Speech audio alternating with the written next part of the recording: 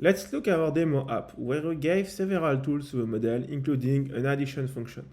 Now, if we add for the sum of 5 and 3, the assistant uses a tool, the addition function, to compute that the result is 8. Let's take a look at the add function. It's a simple Python function that takes two numbers, a and b, and returns the sum a plus b. Note the description, the document string, and the type int. This matters as it will be used by the model to understand how to use the tool. Now, let's take a look at the code for our API calls. Here we can see the list of all the tools. Every tool is a simple Python function. It can encapsulate many different use cases, like a call to an external API, executing code in a sandbox, making a call to the semantic database or SQL database, and so on. Here we have our events. As we have set up previously, we may emit many types of events as the workflow goes on. And now we may start. Now, the first change is the bind tools method. What we are doing is simply making sure that anytime a call is made to the OpenAI API, we are passing a tools param where we describe all the available tools. And now we begin the loop. Why the loop?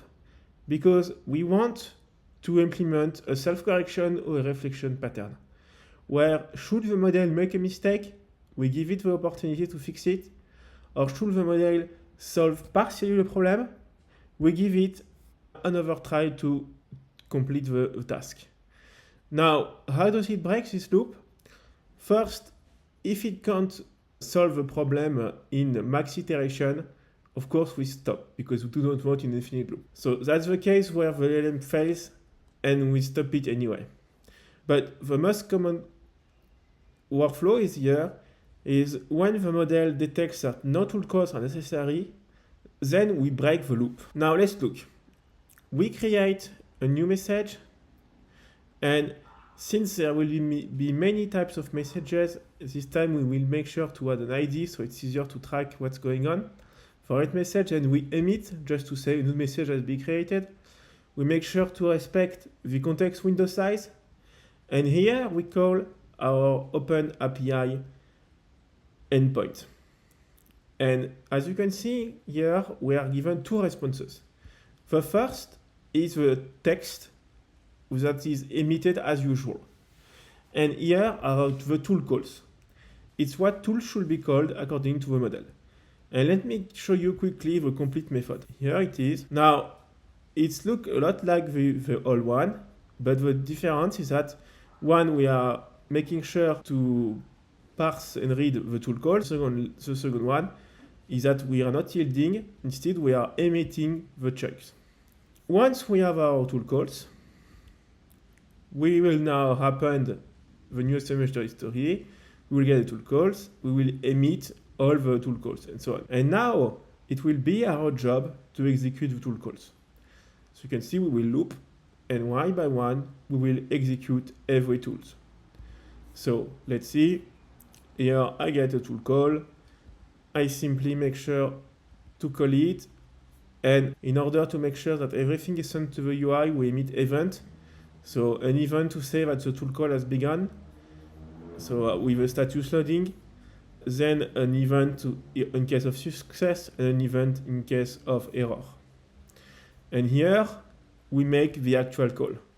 We have a function, here it will be add, and the argument, here it will be A and B. We call the tool, and last but not least, we must create a new tool message. This is a new type of message. This is a message with the role tool. We use as type of message to include in the message history the result of tool use. And note that there is a tool call ID here. We must make sure that the tool call ID is coherent with the previous history, meaning that the model expects the tool call ID to be present in a previous assistant message. And we are done. We have successfully implemented our use case. And as you can see, while we were executing everything, we were emitting events. That means that on the front end, we will be able to keep the front end up to date as event action are being taken. Let me show you an example. Here we are asking a completed use case, average temperature, and as action is being taken, we update the UI. This is made possible because in the whole workflow, anything sometime happen, we keep emitting an event.